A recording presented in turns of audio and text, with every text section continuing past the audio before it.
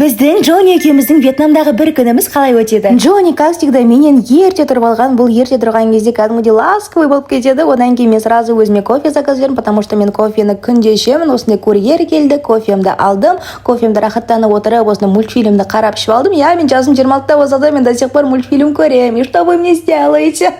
Джонни уже өзім таңғасын бастап кетті. Джонниға қарап менің де қарным ашып кетті. И мен тез өзім таңғасымды дайындауға кірісіп кеттім. Потом Джонниді үйде қалдырып кетіп, менің өзім обедте стоматологияға келдім. Бұл жерге келіп тісімді профессионалды түрде тазартып алдым. Стоматологиядан шыққаннан кейін мен пляжға барып жүріп қайтқым келді. Көріп тұрғандарыңыздай бүгін пляжда адам өте көп. Мен просто суға қарап демалып отырғанды өте қатты жақсы көремін. Кешке таман қарным ашып кетіп бір кафеге келдім. Сөйтсем бұл кафеде осындай әдемі вьетнамка қыздар официантка болып жұмыс істейді екен. Сөйтіп отырсам менің қасыма осындай кішкентай бөпе жақындайды. Короче, жаным, қараңыздаршы, бір секунд. Түнге қарай супермаркетке келіп, мен короче өзіме керек заттарымды алдым. Бұл продукты и косметика алдым. Потом үйге қайттым. Все, жандарым, сол бүгінге осы. Всех люблю, всех обнимаю. Пока-пока.